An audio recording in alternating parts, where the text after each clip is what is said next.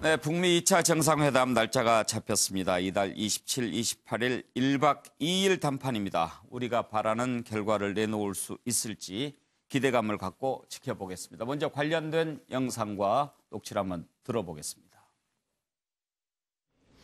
Our hostages have come home.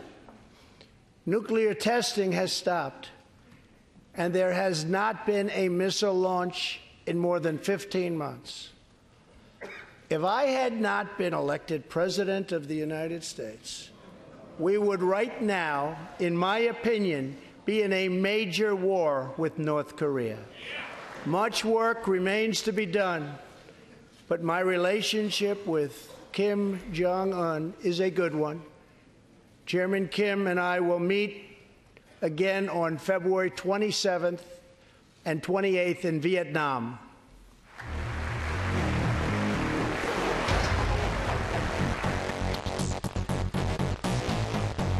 Do you believe it is still possible for North Korea to denuclearize? Oh, of course I do. We've seen it. We've seen it in the discussions. Chairman Kim has told his own people that they need to turn course. They need to advance their economic conditions inside of their country. Those are his words, not mine.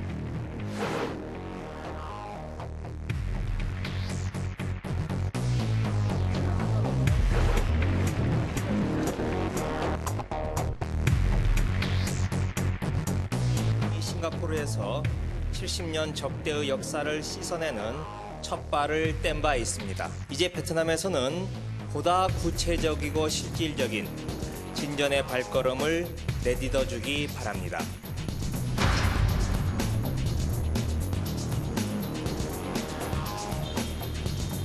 Có những cái sự hòa hợp, hòa bình và nếu có cuộc gặp gỡ ở Việt Nam thì cái điều đó cũng là rất tốt và Việt Nam cũng rất hoàn toàn ủng hộ.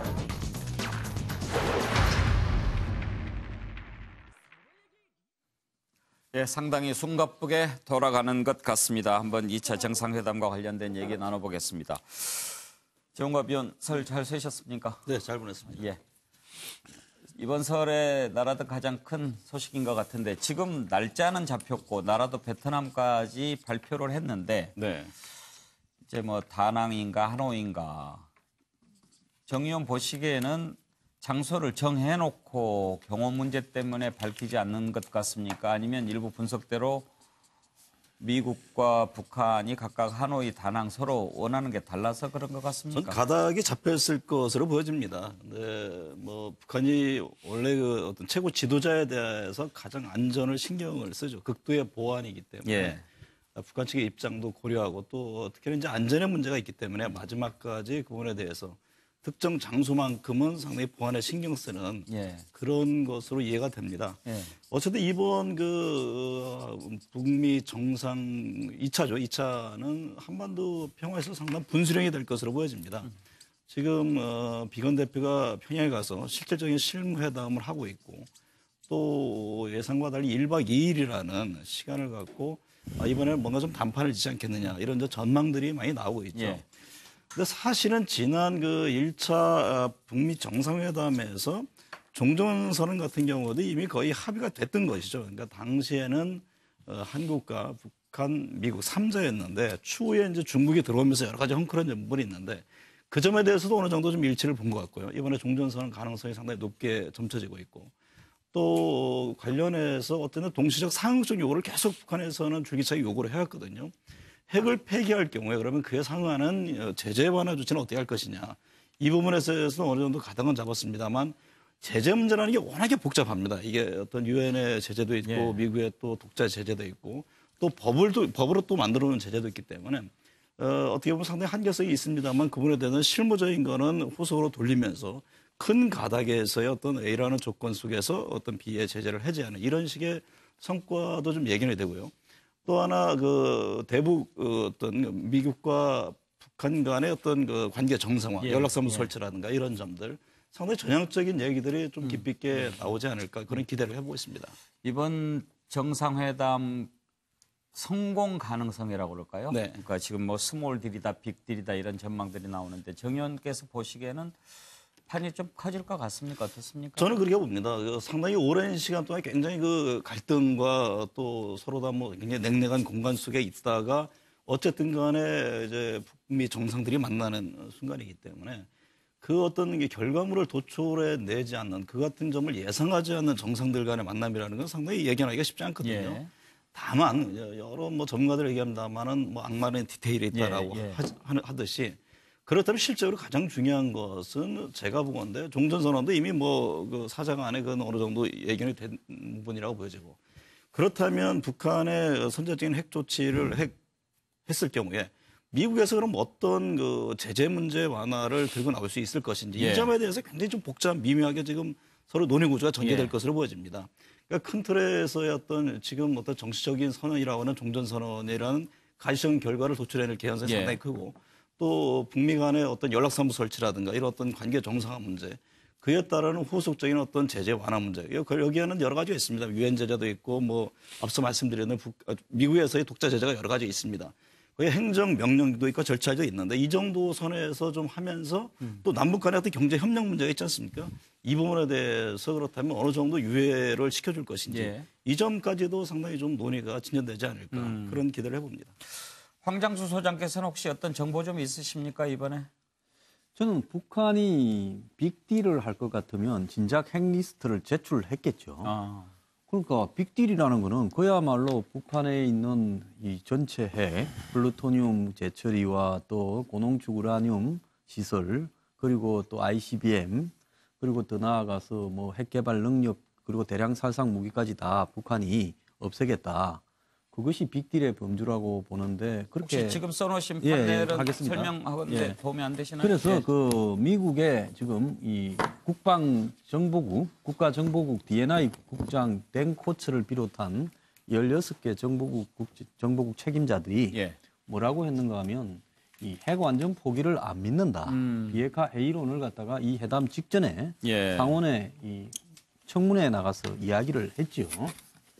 자, 그래서 이 실질적인 비핵화는 핵 리스트를 제출하고 사찰 검증을 받는 데서 시작하는 겁니다. 예. 그래서 트럼프가 원하는 비핵화와 김정은 그리고 또 시진핑이 원하는 비핵화와 한국에 실질적으로 진짜 도움이 되는 핵이 제거되는 비핵화, 실질적 비핵화는 전부 다르다고 봐요. 예. 자, 그런데 지금 와서 보면 작년 1월에 미국은 뭐라고 했습니까? CVID, FFVD라고 이야기를 하면서 포괄적인 비핵화를 언급했고 그다음 포괄적인 비핵화와 더불어서 선 비핵화 후 보상을 냈는데 지금은 동시적, 단계적, 그다음에 그리고 이제 상응 보상적 비핵화를 이야기하거든요. 예.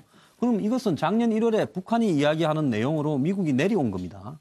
그러니까 1년 동안 시간을 끌면서 북한은 자기들의 요구사항을 미국에 관철시켜가고 있고 예. 트럼프 미 대통령은 미국 전체의 국익이라기보다는 자신의 정치적 이해 때문에 그런 결정에 지금 접근하고 있어서 미국 조야에서 우려하는 시선도 굉장히 많거든요. 그러면 이번에도 별로 나올 것이 없다고 그래서 제가 볼 이렇게 때 보십니까? 이번에는 이 최선희 스몰 딜 예. 그러니까 지금 북한의 영변 핵시설을 폐기. 근데 영변 핵시설은 이미 고물이다. 예. 그 북한은 이미 다 분산 배치해놔서 예. 핵과 미사일을 지금은 쓰지 않는 시설이다. 그거 폐기 정도와 거기에 대한 검증 그리고 ICBM의 일부 폐기 예. 정도고 그 미국은 거기에 따르는 상응 조치로서 돈 안 들고 아무런 비용 부담이 없는 이 종전선언 허용 더 나아가서 한국이 일부 북한에 지원해주는 부분에 대한 허용 정도를 할 수 있다. 저는 그렇게 보고 있습니다. 이번에도 빈손으로 회담이 끝난다고 하면은 상당히 부담이 클 것 같기도 한데 정계남 교수 좀 다른 분위기가 읽히지는 않습니까? 저는 뭐 그 1차 북미 정상회담 이후에 뭔가 좀 이렇게 이번 2차 정상회담을 추진하는 과정을 보면 예. 좀 저는 다른 점이 몇 가지 있다고 보여져요. 그게 어떤 가장 그 1차적으로 좀 거론하고 싶은 부분은 지금 미 조야 내부에서도 이렇게 약간 회의론이 있거든요. 예. 과연 협상을 통한 비핵화라고 하는 것이 성공할 수 있겠느냐.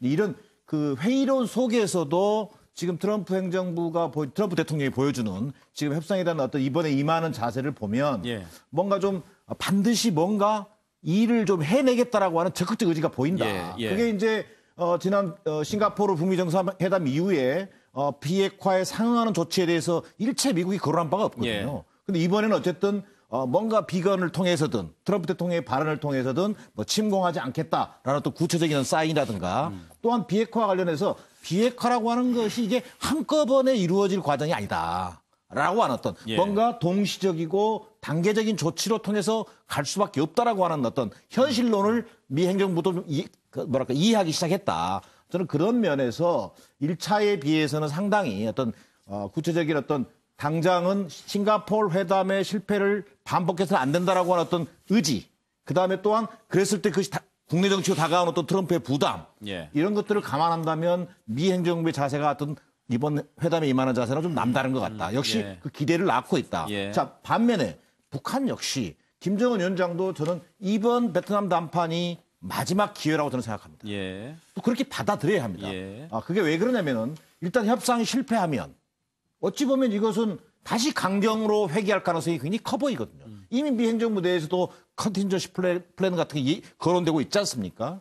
또 하나는 이 베트남의 상징성을 좀 김정은 위원장이 적극적으로 받아들일 필요가 있겠다. 마지막 기회라는 것은 북한에게 마지막 기회라는 북한 거죠. 김정은 위원장에게는 마지막 기회가 될 것이다. 자, 베트남이라고 하는 그 상징성. 자, 베트남이 이번에 베트남 뭐 다낭에서 열릴지 하노이에서 열릴지 저는 이미 결정됐다고 봅니다만 뭔가 여러 가지 어떤 실무적 고려와 양국 간의 어떤 예우 차원에서 아직 발표되고 있지 않습니다만 어떤 베트남은 확정된 거 아니겠습니까? 자, 미국과 20년 전쟁을 치른 국가입니다. 일종 공산주의 국가입니다. 그러면서도 지금 30년 전, 86년 이미 북한은 도이모의 개혁 정책을 통해서 지금 어떻게 보면 큰 어떤 경제 개혁 개방과 경제 발전을 이뤄냈잖아요. 이런 부분에 대해서 북한이 상징적으로 받아들여야 되고 개혁 개방으로 가는 어떤 북한의 마지막 기회라고 하는 관점에서 저는 이번 그 2차 북미 정상회담을 좀 더 적극적으로 우리가 좀 볼 필요가 있겠다. 역시 또 우리 정부의 적극적인 중재 노력도 서포트 돼야 되겠다. 뭐 이런 판단입니다. 김성환 평론가는 어떻게 전망하시는지 궁금한데요. 판이 커질 것 같습니까? 아니면 별로 소득이 없을 것 같습니까? 그러니까 지금 양극단으로 말씀해 주셔가지고 판이 커지는 것과 소득이 아무것도 중간으로 없는 것. 답변하셔도 됩니다. 네, 저는 소득이 분명히 있을 거라고 생각하고요. 종전선언 정도만 해도 또 그리고 지금 북한한테 가해지고 있는 대북 제재가 일부 완화되기만 해도 굉장히 큰 성과가 있는 것이다 이렇게 생각합니다. 어떻게 한 걸음에 모든 걸 다 해결할 수 있겠습니까? 사실 우리 바람으로 보면 모든 걸 한꺼번에 다 해결해서 이번에 뭐 북미 적대 관계가 다 청산되고 종전선언도 하고 평화협정으로 가고 그리고 대북 경제 제재도 해제되고 핵도 다 폐기하고 이렇게 했으면 좋겠지만 그 과정은 굉장히 지난할 수 있다고 하는 것이고요. 예를 들어서 우리가 1972년도에 그러니까 핑퐁 외교라고 하잖아요. 그러니까 그 어떤 주계 장막을 거뒀던 72년 이후에 미국과 중국이 공식 수교를 맺는 데까지 7년이 걸렸습니다. 그러니까 올해가 미중 수교 40주년이지 않습니까? 그래서 1979년도에 수교를 했거든요. 그러니까 한 번 주기 장막에 어는 그 단초가 필요한 것이지 그게 한꺼번에 걷어지지는 않을 거라고 생각하고요.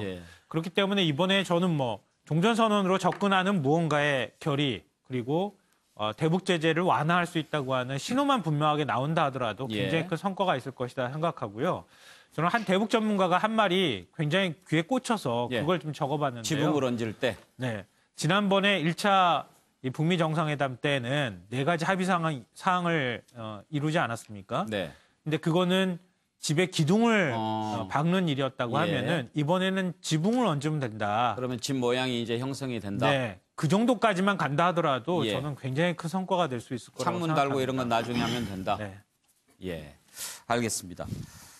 서정옥 변호사, 김한규 변호사 두 분 말씀을 듣고 한번 저희가 OX 한번 해보죠. 오늘 그 첫 번째로 종전선언 얘기까지 나오는데 사실 종전선언까지 이어진다면 상당히 큰 성과라고 볼 수 있지 않겠습니까? 종전선언 가능성에 대해서 어떻게 보시는지 OX로 한번 정리해보고 그다음 이슈로 넘어가겠습니다. 먼저 서정욱 변호사 이번 전망을 어떻게 하시는지요?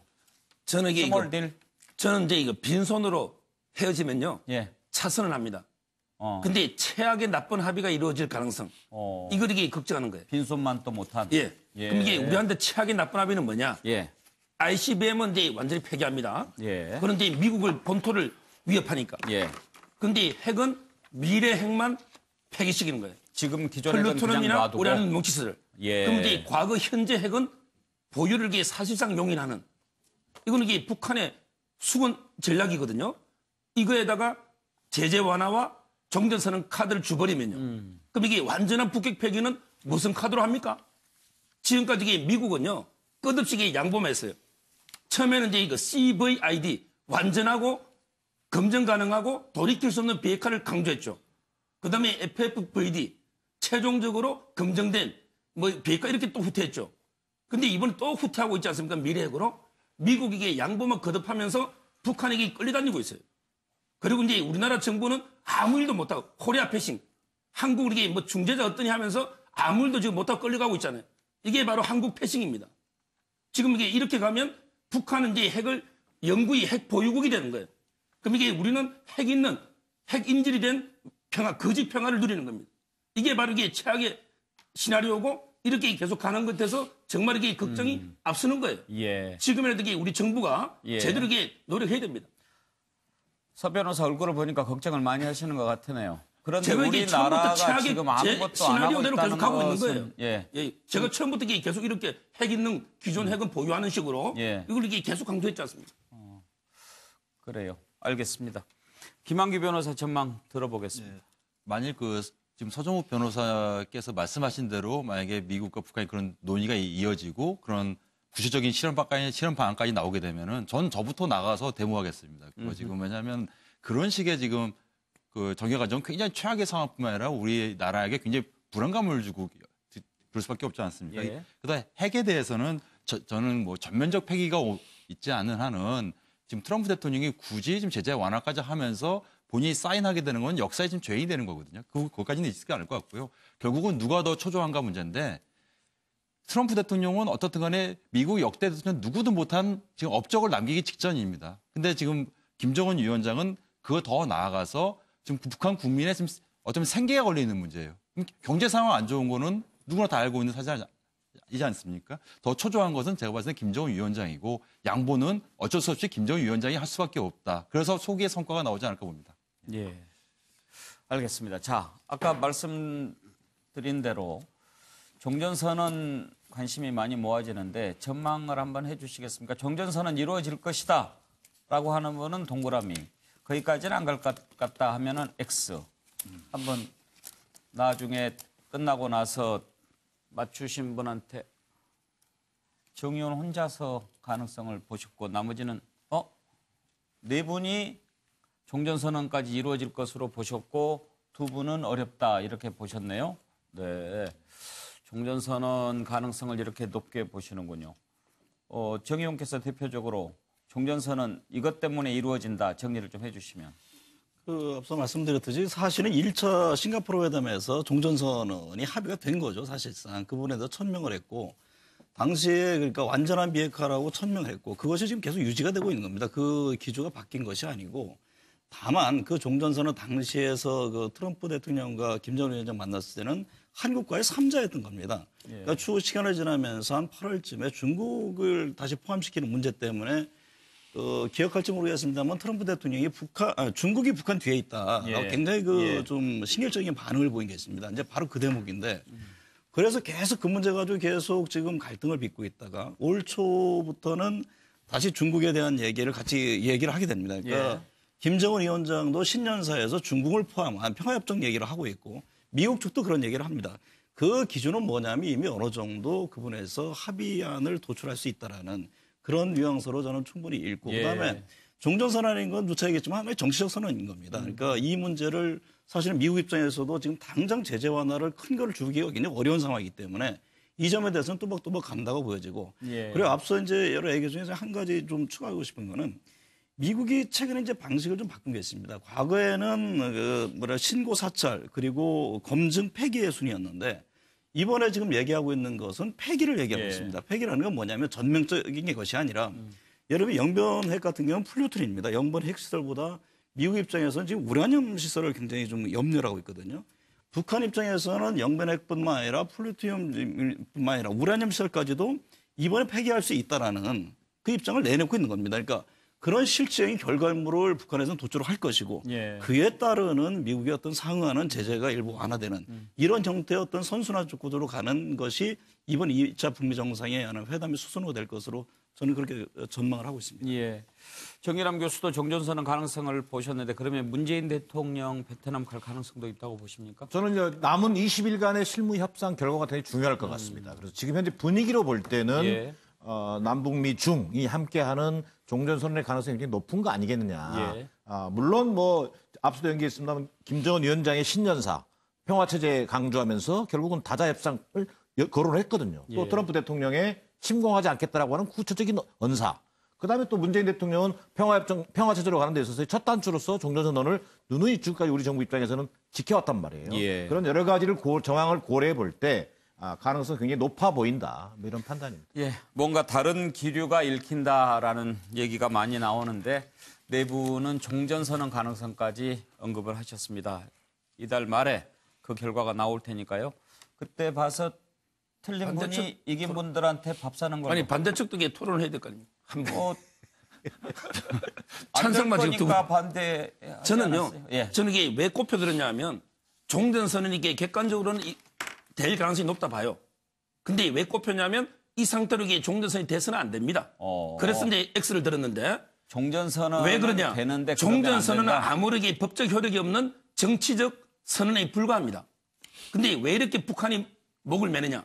그러게 종전선언이 필연적으로 이제 평화협정 가서 그다음에 미군 철수까지 이어지는 거예요. 처음에는 이제 그 한미연합훈련을 중단해서 무용지물의 군대로 만들고 예. 궁극적으로 이게 미군이 평화체제까지 가는데 존재할 정당한 이유가 없잖아요. 그것 때문에 이게 북한이 하는 건데 저는 이제 완전히 과거에까지 폐기 없이는 종전선언은 이 상태에서 이게 해주면 안 된다. 예. 이런 의미에서 이게 꼽혔거든요. 종전선언 하면 안 된다. 예. 종전선언이 이 상태로는 만약에 완전한 있으면 폭격백이 밥 없이는. 사야 된다고 그래서 그런 말씀하시는 거 그건 아니고. 아니고. 알겠습니다.